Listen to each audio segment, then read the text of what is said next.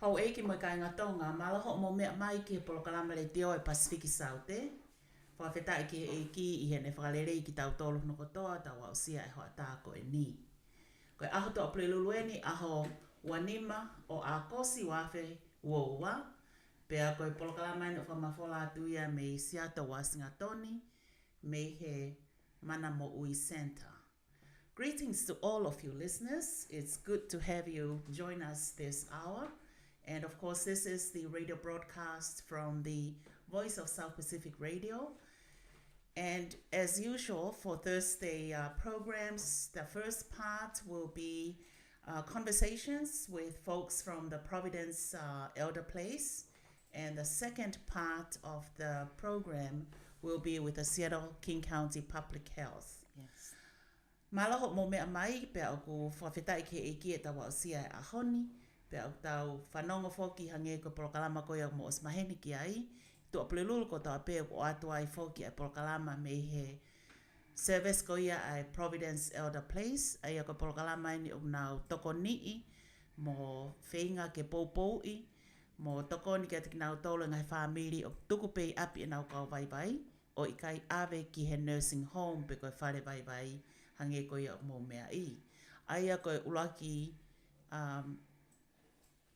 ko ngai o polokalama koe ahoni, koe ko ngā wārewa e te tau tuk hoko atu ai ke polokalama tuk mau pe koe a whoki o atu me he potungai mo ui koe e King County, pe koe Seattle Public Health Department o nau whalere ai polokalama koe ia.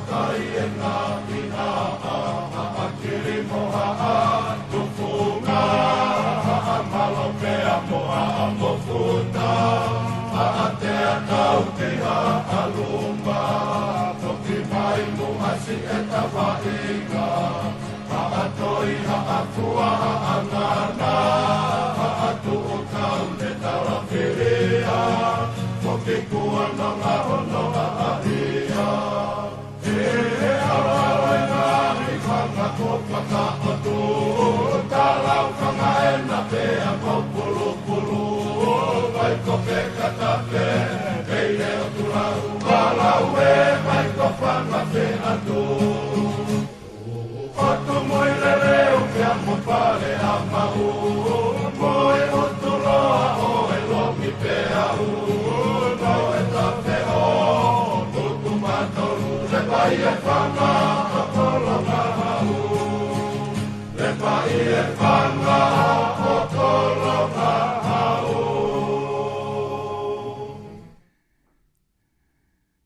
tak mea mai ki he whasikoia na e tātma. Ki tau tolu i hot tāni, ai o koe whasfokia me he otulangi. Ange koe na whareat ane nai, koe polokalama foki o e whiawhini, polokalama tu ma upe ia, polokalama pauia, o whai he whiawhi to prelulu ko toa pe, ai a koe ulaki konga ko ia o e polokalama, o whai atu e Providence ElderPlace, ai a koe ki nau tolu e ni o nau tokoni i ngai whamiri, ke nofo pe api e nau kau vai vai, o kai ave ki he nursing home. Koia. Pe koe whare koe e kau vai vai. Ai a koe ho ata koe ni, o tau mao whainga maari e ma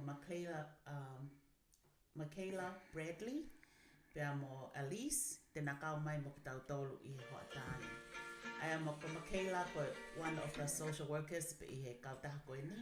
Ai a tēnā whakamatala mai e ngahi whonga ke kehe, o pulawai ke toko nii, a ki nau tolu koe o whia lava atu ki he whare, ki he service koe ni, ke nau toko nii ki tau tolu ngai whamiri, e tuku pei api e tau kau vai vai. Pea ko Alice leva e toki hoko mai moia, ai a ko hahangai whihui, whikau aki pea moe process ko ia intake, tēne lava tāri atu ma mo tolu i he whiawhini.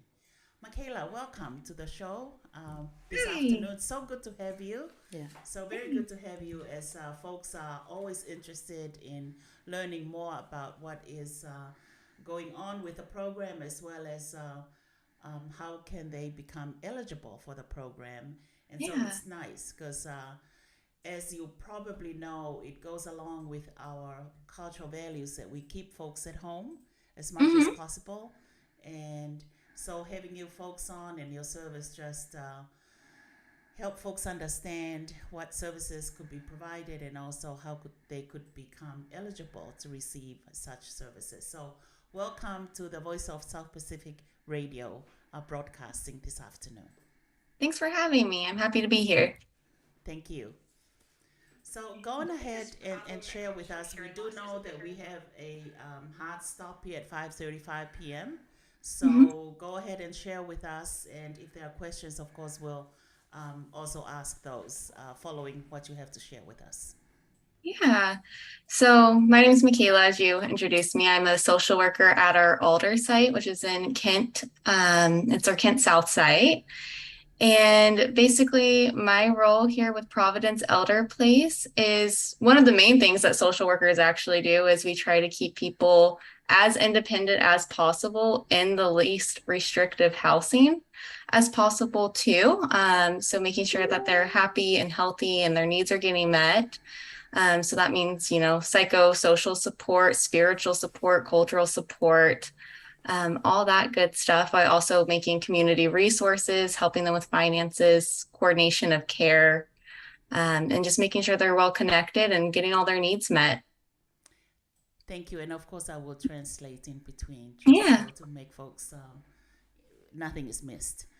Hange koe ko whamatala koe na Michaela koe ne tuunga koe ne whatongia I kautaha koe ni, aia koe a social worker. Aia koe a whoki o kune hanga whakawhetu utaki ki tau tolu, ka pako tau tolu, tau whae ai tauhi. Pea moe ngahi mea koe tau whie ma o ke toko ni I ke lava peo tauhi pei api e tau tōtaha vai vai. Aia une tala mai unau kawa kātoa e nau tole utafa aki kotoa pe. Kai ke ngata pehe mea whie ma o e he sino, mea whie ma o whakaata mai, mea whie ma o whakalau maari e moe whakae loto. Nau hanga nau tolo provide kātoa o service ko ia. Ia mo kau ngā ue au ke kau toke tā, koe nesi, koe taha ke hanga o whare e mea whakaata mai, mea whakae lau maari e. Hange ko whakoe na tau whanongo he ngahi polokalamate ngahi mahina ko si ko osi, aia e nau kau whaiwhekau. Aia o ku lelei au pito e polokalamani he nau whakakakato e ta whaaki kotokotoa pe. Koia. Go ahead. Okay. Is there anything else you would like me to add on to that? Or No, just share what you have and I'll translate. Yeah. So, and I think, social work at Providence ElderPlace too, we wear a lot of different hats, within the Providence ElderPlace. And so a lot of it is, once again, going back to that psychosocial support. We do assessments and check-ins every 6 months, but we remain available in between there. So people often come to us for mental health support, needing support with their financial situation, whether that be they need help managing their funds or getting connected to someone who can manage their funds. If they need support, getting connected to anybody on the care team, really, social work's kind of that first stop of, hey, I've been trying to get increased home care hours. Can you help me out with that? And oftentimes we're the kind of in between for DSHS and then ElderPlace too, and being that advocate for them or advocating for them with other agencies and connecting them out into the community. That's great to hear. Aia koe ne whamatala mai, koe hape ha whainga mea o whia mao. A wai pe ia ka pau o whia mao ke ha mea whia mao whakaseniti. Ko hi ke kai ke ngata pe ke kumi koe ai u pe koe hape koe toko, pe koe sea, pe koe mohenga. Koe hape ha whainga mea o whia mao. Pe ka mea whakaseniti ki ha tawha aki kehe o whikau aki pe mo tauhi toko taha koe ni. Ui ai pe nau kau ngā aue. Te nau lava ngā oe ke toko ni I koe ke mahino pe o lava pe o tuku I api ho vai. Hangi koe konga lahi foko tau whaamu pe ke whai mea koe ia. Tau mahen pe ho mai mei tau ngā. Tau whaamu pe ke koe hai taimi loloa taha tau lava pe o tau he tau vai api. Koe le rei ange ia. Thank you. And I don't know if anyone has any questions or anything. I'd be happy to answer them. You did mention, to connect the support of the care team. You said increase home care hours. What does that mean? Yeah, sometimes people, they'll be doing really well, and maybe they recently had a decline in their walking and they're needing extra help from someone in the house. So often we're the ones who are going to the state, saying, hey, there's been a significant change with their movement. Can we get an increase in the caregiver hours for them? Especially if they're living at home, right? That's a huge, benefit of having those caregiver hours and what's actually needed and reflect it. So we definitely are those people who submit that paperwork and advocate for that. Of course, with home and our home care, and then also rehab as well. They're a huge help in that too. Thank you. Aia koe whahiu koe na eke ange ki he whewhine ke Michaela. E na ne pehe e ia ka pau whia mao ke te whakalahi ange houa. Ai toko tahoa ngawe e toko taha koe ni une toka ngā I koe ni ai vai I api. Ne tamai io. Opu lava o pito pe. Waha areva ki nau tolu. Ia a tau tole whaamiri. Pe a moe statei. He pau ke kore e toko koe ni he statei. State of Washington. Pai ka nau whai e nau tolu e paperwork mo process mo ngahi mea ko whia mao ko ia. Whai na toi area. Ui pa nau toki hanga o tala mai ko hai step hoko. Ka nau whai e nau tolu ko tahai e ngahi service pe unau hanga o whai ngahi whaamiri ko ia whia tuku pe api e nau vai. Thank you, Michaela. Yeah. I have a quick question. I see somebody texting, was asking, what will make them qualified, to be a member of the Providence ElderPlace? Yeah, so to qualify, you have to be 55 and older, and eligible for Medicaid and Medicare as well. And most of our people come to us from HCS, which is Home and Community Services, through DSHS. They get referred to us that way, but also people typically, if they meet those 3 criterias right there, they can call our intake team and we can get you set up with appointment to hopefully get enrolled.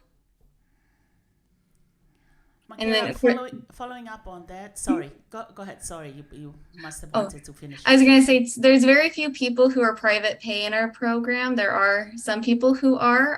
So if that is the case, we definitely can work with you, at least if you're still 55 and older too. Right.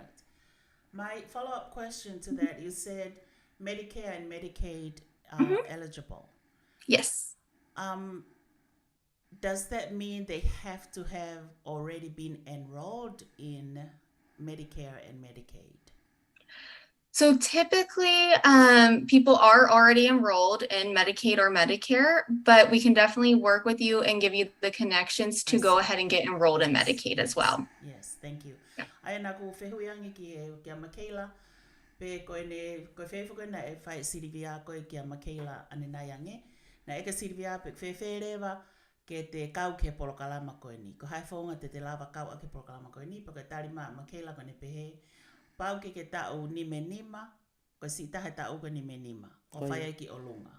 Pea kai ke ngā tai, pau ke lava koe ia pe tari koe ke polokalama koe a Medicare pe koe Medicaid. Ea whukau ai o si lesi sita pe koe haho o tuunga whapaanga. Ngai mea koe ia. Ka pea toi whehu i anga rewa. Aia ko pehe koe pau ke tari he polokalama a Medicare mo Medicaid. Pe ku ospau ke te lesi sita i loto he ngā polokalama koe. Panta mai sai pe ia. Ta tau pe kehe pe ku te lava ki te ngai mea koe unau hanga whia mau. Pau te ke te lesi sita kita, te nau tokoni mai ke lesi sita i he ngā polokalama koe ia. Thank you, Michaela. Yeah. I have another question. If people only have like the Medicare, like, you know, most likely those are the folks, you know, the working class people, are they still qualified, you know, for the Providence ElderPlace, or they have to have the dual? They have to have the Medicare and the Medicaid. You know what? I think that I might not be the best person to answer that. That'd be a good question for intake. But they definitely are always available to answer questions as well. I just don't want to give any inaccurate information. Right. Okay. Do you happen to have the phone number right there for the intake? So they can call our main line at, I think it's right here in the corner, right here. I don't know if you can see it. Yeah, and so you can get connected. Type it up. Yeah, 206-320-5325. Aia koe telefoni koe ni ke toe maotanga hi whakaiki ki whamatala whakaiki ki whika aku me polokalama koe ni ange ka pau whia mau ke le sisita pe ko whia ilo pe koe hawhua ngai mea whai he service koe ni. Ko nau whika telefoni e nau ase atu pe koe na he I he screen, I he whakatata pe koe ua noa ono, tolu ua noa, nima tolu ua nima. Ua noa ono, tolu noa, nima tolu nima. So the phone number for Providence ElderPlace is listed there on the screen. It is 206-320-5325. 206-320-5325. So those of you younger folks who are listening, please make sure that you take down this number or let your parents, your aunt, your uncle, or your grandma, grandpa know that is the phone number there on the screen, 206-320-5325. And be available, young folks, to help your older folks in case they have questions, or you help out on the phone when your folks want to place a call to Providence ElderPlace to get more information. Maybe either your parents or a relative or grandma, grandpa would like to check out what this is and would be most helpful if you're around to help guide or translate for them. If not, give us a call here. You do know Sylvia's phone number. Give us a call here at the radio broadcasting station, and we'd be more than happy to facilitate a conversation or help out with the information for the Providence ElderPlace. Malo opita hange pe koe ko wharea ki ai ko telefoni ena, ua noa ono tolu, ua noa nima tolu wa nima, ua noa ono tolu wa noa nima tolu wa nima, ko hape ha mea ke fie eke ki ai po whakaiki iki pe ko ho telefoni whikau aki, whakate fito pe ki ho vai vai, o kai ko ngahi general information pe ka ngai whihu I pau whikau aku ho vai vai, le rei au pito pe sa anke ke whetu utaki hanga tonu. Papare wa waha mea te fie mao. Te lava pe mo sirivia tokoni atu ka pau lava o whae telefoni ke tau whengawe aki ke he ke lava mao ai u mea koe ke fie mao ke eke ki ai na ako o si taimi ke mao ha tokoni ange koe ia koe tau mea whalau ke ai koe sea koe ngai aki koe he whare kau koe mea piki koe he horisi ke tokoni na tō hataha pe koe mea ke topu koe mea horisi api. Lahi au pita na u tokon keke. Hange ko lawe koe ki mo a o nau hanga whia mao ke tokoni ai mo ui he tawhaakoto ape. Kai ke ngata pe mea whakasino, ka koe mea whakaata mai, mea whakalau maari, mea whakae loto, mea whakae sirini, whehu I pe, ha pe ha whainga mea. Ai au whia mao apito ia ke au tonu pe ka kina au tolu. Pau paure wa kai kia taha I api hang koe kaureka, maka puna pe koe whanau ke nau tokoni atu, ono whae telefoni, te ulawa pe mo sirivia tokoni atu kai kepe ke ai hatau polokalama ke tau appointment, koe ke tau lea pe telefoni o eke ka nau tolu ka malawa pe tokoni atu ai. Michaela, I was just explaining to listeners, similar to what I had heard, stated before, they would be more than happy. Sylvia and I would be more than happy to facilitate a conversation should folks be more comfortable that somebody else is involved from our end in placing the call and we can make an appointment to talk on the phone so that they can get information specific to their own individual situations. Yeah. Everyone's situation is different, and we definitely want to help meet people where they're at. So, just whatever it is to help them get their needs met, and give us a call. That's great. Wonderful. Is Elise around? Because we were... no. Okay. Elise is unable to join us today. That's fine. It will be like the next program. But at this time, we'll just take only less than 1 minute, to play like a little breeze from the South Seas. Yeah, the islands breeze. Little melodious song.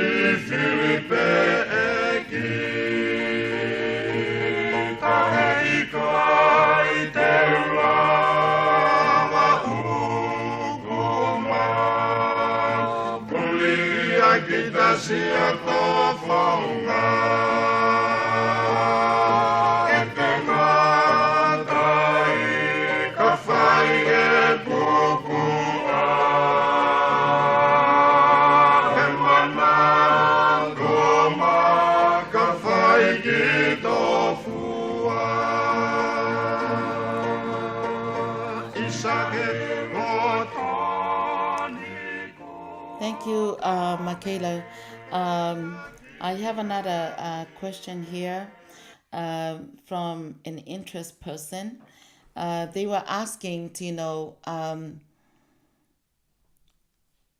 what are some of the supplies that you could be able to provide? Are you able to share that? Yeah, supplies is there a specific type of supplies that they're needing, or? It's just kind of more like, like if it's covered, not only the hospital bed, but, like things like that. Yeah. And then also like if it covered the dentures. Yes, we do. So one of the great things about us is we're kind of a one-stop shop. So that does include dental care and getting dentures if needed. We also have we do vision as well there. So if you need glasses, we definitely could help you with that too. Other supplies, if you're needing like a hospital bed or a walker or a cane, we do have a physical therapist and an occupational therapist that can evaluate you for what you need. And it is covered by us if you're eligible. And then we also have incontinence supplies such as like briefs and pads. Thank you, Michaela. This is very important, and I'll just go ahead and explain a little bit more in our Tongan language. Yeah. Ayoko fa matala fa fe finena eke sirivia, porque haka hangahi ki fraiki ki ngahi now ko ia ki he toni e vai ke no foko api ke fie maria nge pe lava pe foko o tau pe api. Pero lava ko ne fe finea Michaela ne tala mai. Ia o kukawai ai matasio ata sio o ku kawai ai u mea whikau aki pia moe nifo. Pea kawai pe foki pia moe hange ko ha mohenga whare mahaki. Ilo ke mea i penga mohenga koe o tuku ki olunga pia tuku ki lalo. Koe ke whai ngofua ngea i tokoto ai mahaki piko toko taha vai. Kawa tai pe foku mane lawe ki he physical therapy. Ai ko upolo kalama koe whakamalo hi sino. Lawa ai pe toko taha tene hanga o whiloaki mo koe o bakai i piko hai tuunga koe. Ale bolo pe koe teke lava. O kai ko pehe ia koe whakamalo sino whewhe, ka koe ki i whao pe mo ngau e pe ko hike ue e fu toko to mao pe fu tau to mao. Aia o kulahi au pito pe e ngahi service ke kehe unau lava o tuku mai. Pe ka paure wa whakwa ha me e o kai ke nau lava, te nau lava na tau whetu utaki koe ke whitu koe e mau mea toko ni. Ka hange koe ne lau koe ki mua, koe nau tolu ia koe foi. Whitu pen te ke ko foi haupe ka nau tolu, one stop shop. O kai ke toi hela ke toi alu pe te ke toi rea ka hataha kehe pe te ke toi ai appointment ka whitu ke. Whai ka toa e nau tolu hange koe kulawe. Sino, ata mai, lau maari e whaka e loto mea ko toko toa pe unau kawa. Peo kawa ko toa pehe in sinua, Kawa ko toa pe e mea ko ia. Michaela, I was just relating to the listeners and emphasizing the fact that this is indeed a one-stop shop. You do cover everything from not just physical, mental, spiritual, emotional, any part of the need of a person. You will provide that or direct them or connect them to the right place, which is very helpful. Not to think that you're going to run around the whole county to find something. That you folks are there, and if and when needed, our help is here and available to help make the connection happen. Yeah, and also if there's any specialty doctors that are needed, we do also provide medical transportation to and from appointments too, which I know is a huge barrier for some people. Absolutely. Ai aku ne hanga wha manatu mai, ka pau fau fia mau ke awe koe ki hakau take tā, puka nurse, puka hatoe facility, puka hatoe whitu kehe, i he mea whika aku me mea whawhai to o, nau lava e nau tolo o mai o whai awe, moi o mai, tuku mai koe ki api. Ai whuka fu tokoni lahi e ni ke he, taimi lahi o toi ai ke toi telefoni, puko hai hataha mau mai ke awe ho vai, ka nau lava pe nau tolo whai ai awe moi o mai me ho api. Koia. Malo pito. Io hange pe kona vai ko se ni ko me mau inga foki ko one stop. One stop shop. One stop shop, means a lot in our culture, Michaela, because a lot of them, like we all live together, and sometimes the family are so busy, but at least that the schedule of like the transportation and doctor's appointment and everything is all set up by them. You don't have to call in, they will just do the call reminder. Even my uncle, I have an appointment today. He told me that he just arrived from outside of the country and on Tuesday. And they called and remind him about his appointment for today. So they don't have the vehicle right there because the children are very busy. Or anybody that listening to, from the Pacific Islanders, that they already have the schedule. They will call you and just do the reminder call for the pickup time. And so that's the beautiful part of it. Yes, and indeed. It's like One Stop does it all too. Yes. But also they take care of all your needs, and they know that you need that and need that because they will do an assessment. Then I might see you, they go ha ho ngai fe mau. They are now tokonia da leva ka ko. So ko polka ma lele yeni. Ko me aku ya ko Providence ElderPlace.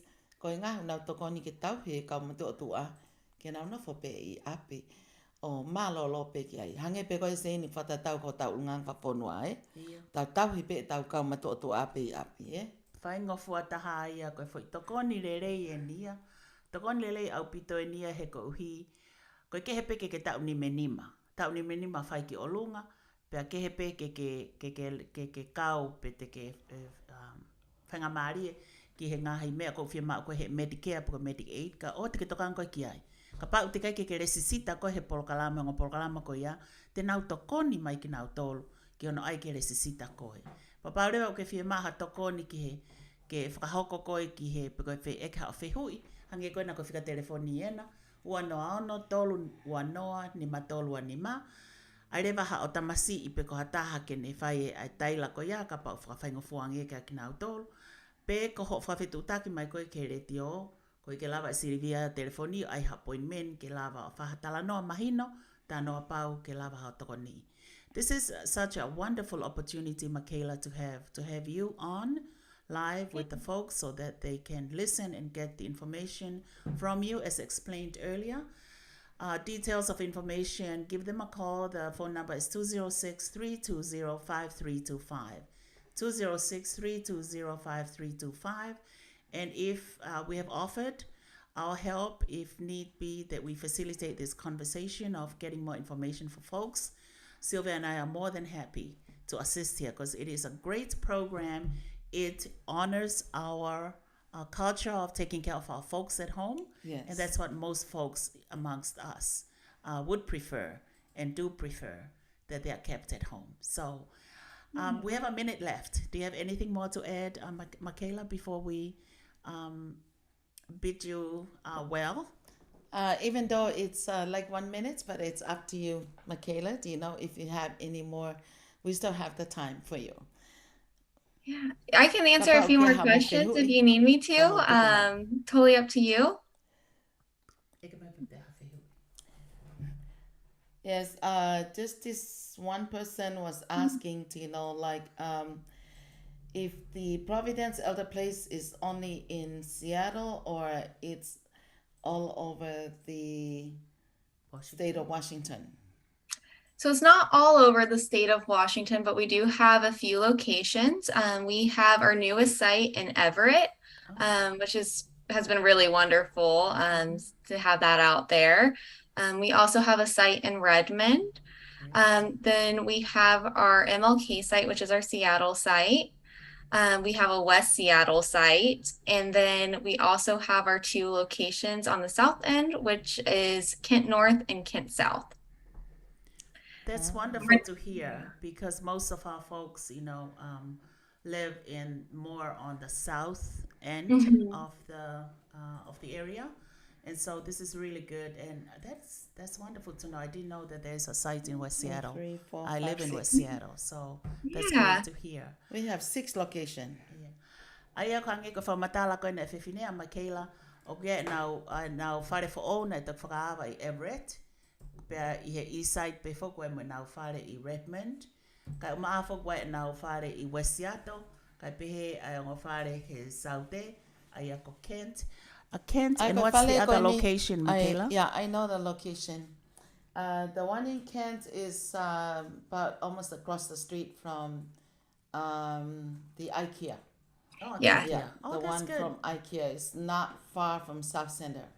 It's great. almost like only like 2 blocks away from South Center. And what's the And other the other location one, in the South? other one is the South Kent location. It's right on Central Avenue. So you just pass the Kent Municipal Court, and then that's where it is. Yeah. So it's very close, and it's easy to find, and it's right on the Kent, right on Central Avenue, in Kent. That is really good. Not far from 272nd. Yeah. So, yeah. Thank you so much, Michaela. We have 5:37 now, and we would advise that you're on until 5:35. So we look forward to more information. As usual, we have you folks on in the first half of the program on Thursdays. Yeah, Thank you so much. And thanks for having me. And always feel free to reach out if there's any questions or concerns. Okay. Absolutely. Thank you. Thank you. Have a good night. Thank you so much, Michaela. Bye. Tataka matonga. Yeah.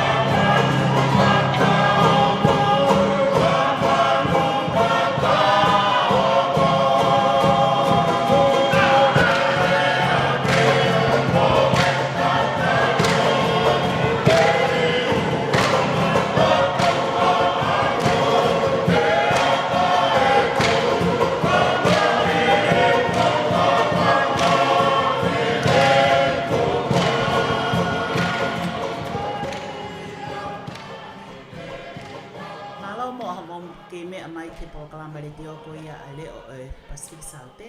Aia foko e prokalama le te o ni whakahoko atu i he e whiawhi tō prelulu ko tō ape. Whakahoko atu whokia me he Center Mana Mo'ui. Mana Mo'ui Center. Washington. Ko ngahi whanongonongo en, ko ngahi polokalama e ni mo ngahi kātoanga o ku tunuka mai i he kaha uwawen mai e ko weekend ko e ni. Aia whoki ko e aho ko ia o e korisi tākui lau. Aho e korisi tākui lau o whamanatu whokia i wahenga se atoni. Nau amanatu taritari a ngahi korisi tutuko toa pē me ngahi wahenga kehe ko ia i whonuani i Amerikani. Nau whataha mai kieni. I he whalaite ko ia kamata pongpongi. Pea whakahoko whoku me nau ngahi polokalama lahi ki he aho toko nā ki. Aia ko aho toko nā ki whoko no ngahi o wau ko ia nau whakawhi mai. Ke tonga ko toa pē. Ho e kumea tonga ko toa pē o ku mea mai ka ku ke whainga maari e me ange mo i aho toko nā ki. Ka mata ak pē polokalama e taimi tahataha pongpongi. Aia ko nau misa o whaia i ho nau whare lotu mo o se mea i pē whare lotu ko ia he Rainier area. Aia ko o sangato e tuate. Aia ko St. Edward's Catholic Church. Aia o whaia e nau misa. Ko e apsias pia ko e kai ngalot katolika. Pea tuk hoko ato ai pe me nau ngahi o wau kehe i ho nau holo. Pea tuk whaose ak fok e nau heka waka i hoa e whiawhi ko ia o e whiawhi toko nā ki. I he aho toko nā ki pe fok, i he whiawhi ko ia e whiawhi toko nā ki, o ku amnak whakahoko foki ai whai aho ta uataha, ko e lotu whawhetai. Ko e whaama o mātua ke whaama mawhai pe, ko e lotu whawhetai ma whaamalo, ki he otua, i he tauhi leirei hona o whiwhine ko ia ko ulukiri petea, i he taimi tolu e whiawhi, whaia i he 4 Points Hotel, aia whoko e hotele peke osi. Maheni peki ai, a koe hotele ko i he Peck Highway, aia koe whamanatu e ni ka whaia kamata ki pe lotu whawhetai, aia koe taua tahaini o whiwhine, o whatu ka ama a whoke a klani te tupo, o amana ki tauhanga kia i he tōna koe ni. Taimi tolu e whiawhi o whaia ki he 4 Points Hotel. Aia koe, na mai whoke mo e popoa ke a mātua, ke whakahoko atu ki a Ulukilupetea 21st birthday. Ko e lotu whawhetai pe, mo e lotu whamalo, i Same te au o fulu maa fitu e ngai Same. O whalahi ata opito ke a te koe he teu ke whai ho tau, e tau whamanatu e lotu whawhetai ia ho hokosia ho tau ataha, o whātu pia mihi o ngā mātu a masiva, ko whātu tupo pia mo kalani te tupo. Malo opito, ko e whanongonongo ia pia mo e whakahoko mai pe ia o e ongo ki e kawatu he ongo e ahoni, ko ki nau tōru ko ia ko osi mau e nau ngai toi whakahawhe, ke mantu ke me atu ki he kātoanga whiawhia koe no amanaki ke whakahoko, tō naki koe ni taim tōlu i e 4 Points Hotel. Pea koe au sāpate hangi koe mō mea ina e whai ate whakawhe, whai whikau luma whiaki, whai whikau whukia mi he seasi, Weisiliana tau ataina Amerika ko ia i Pirien, pe koe suta. Un whakawhe mai he potsias koe ni ka motolu mo whilawa, ange ke kaunga lotu whakataha i he taha hoata ko ia o e hoata sāpate. Ko inga whuke malanga koe ni, koe lotu whakawhetai pe, whainga maarie ke tau kaunga kawai, pea mo e tahine koe ni eiki lupe pau utuita. Taione, tene mea heni i he hoa lotu ko ia he taimi taha hoata. Ka koe whamanatu mai pe, koe fo i hoa lotu pe e ia e tahine, pe e mea atu ia ke umea kehe o mo ua ki ai. Ka e lawa pe ke tau kau ngā kau, i he lotu whakawhetai ko ia o e sāpate, ai o whai he taimi taha hoata. I ho nau whare lotu pe koe nuk tu he taha wabalu. Ai e Pirien, ko whakawhe lotu ia me he siasi, Weisiliana tau ataina Amerika, mea whai whikau luma a whiaki. Tā e mai bea fo i whasi ko ia a tākui lau. Ke o atu ia i he taimini ke hokatu aki e tau polokalama.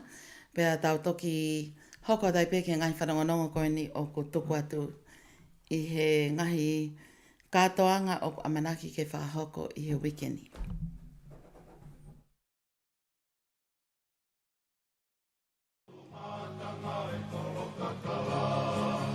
Kai te lawa o whakamata, ala e ako ka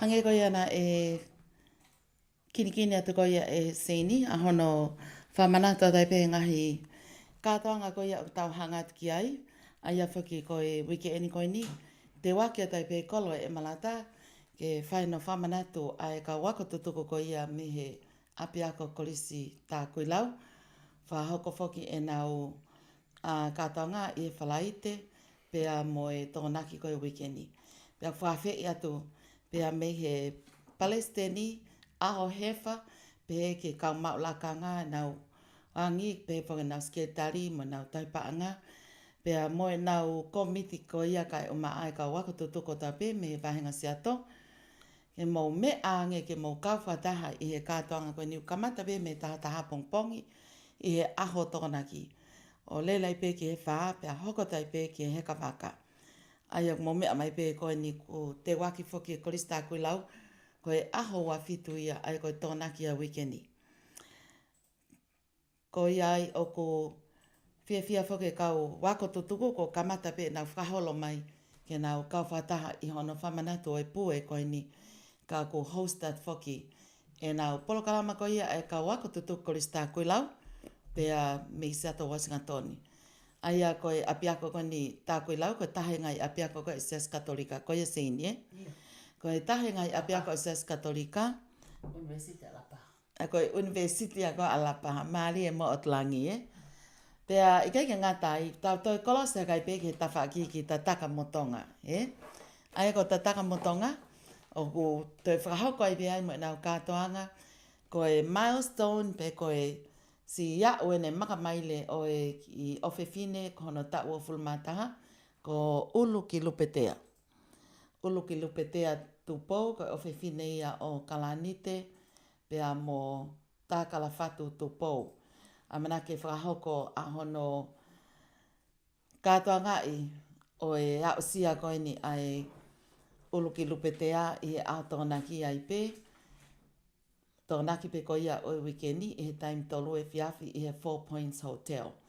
Pea o kia i whoki nau whawhi whalangilangi ki ai, ai koe eiki Honorable Lupe Pau'u Tuita Taione. Pea ko ia o ku whahoko mai kātoanga ko ia i he aho tōnaki pe ko ia weekendi. Pea pehe whoki ko mau whakitala me skeritali ko ia o he kawako tutuko tā koe lau.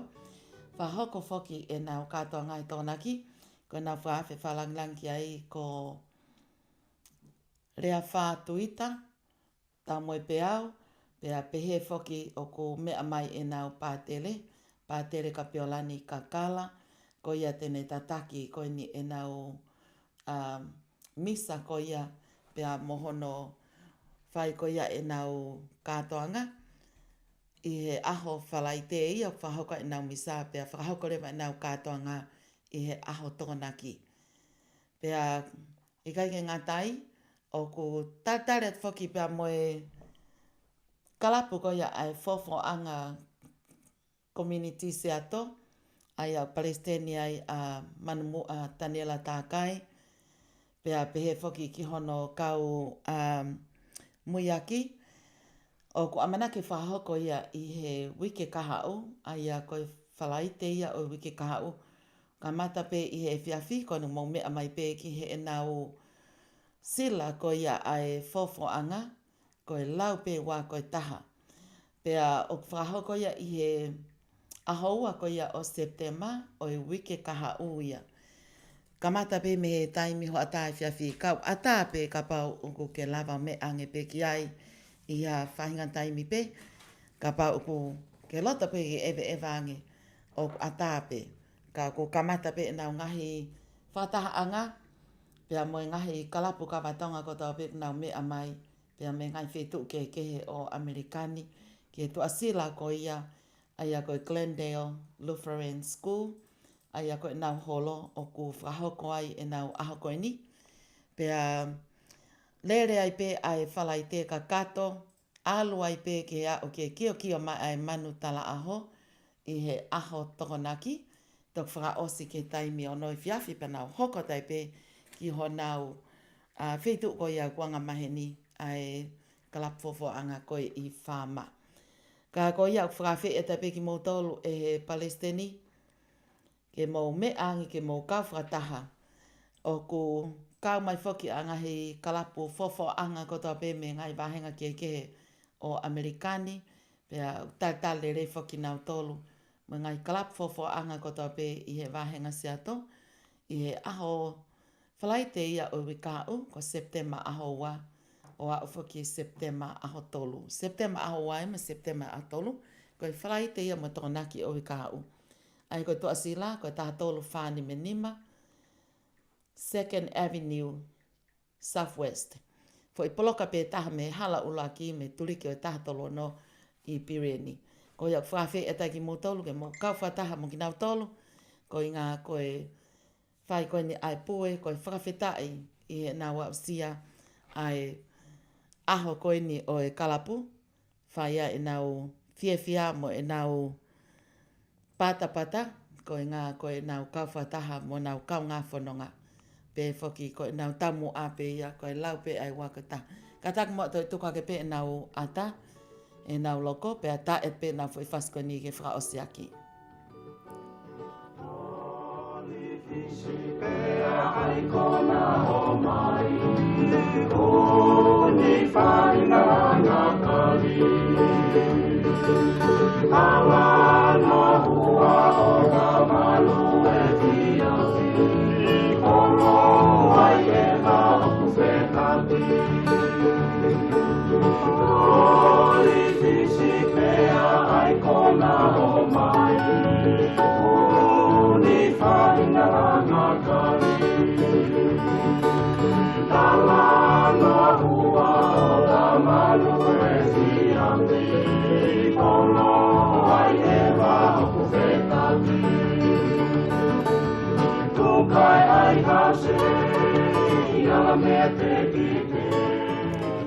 Ia koe tawa men ke konga whaosko ia o i konga ulaki koe tau polokalamana lava lelei whoki pia mo e Providence ElderPlace ai koe tau mua ke toni e kau matu atua ngai polokalama ke toni a ke ngai whamiri ke mo tau hipe ki nau tolu i api pia koe nau ngai polokalama o ku lava ia o kawa kotoe malu i koe e insiwa pia toni i whoki ai ngai whamiri ke whakawhai ngofua mea kotoa pe nau toa te mawhasia ki hono toko ni i ko ia o e kau matotua.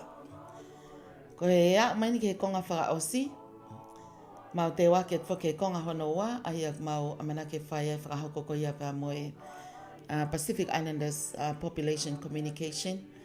Ka ki moa ko ia, o ko ato e pe ai ki i ngongongo koeni na e lava lelei whoki ai whinga seniti ko ia pe a maa navi uhatafe ko ia anepo, ko e tau mo ape whoki ko e whia tokoni pe ke awe ke whai ha tokoni ki he whare lotu ko ia o Isas Katolika i Sopu na e ki iwe sia foki e he tsunami ko ia I Tonga.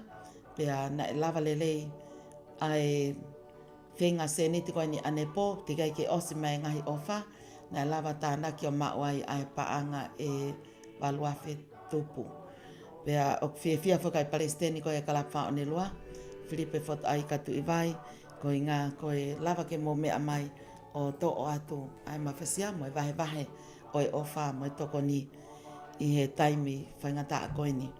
Pea koe ana e whakaikuna mea kotoa, tāna ki o mau e paanga e waluafe tupu ane po, fia au pito a navi ua tafe, koe fu ofa lahi koe ni ko mo whakahoko.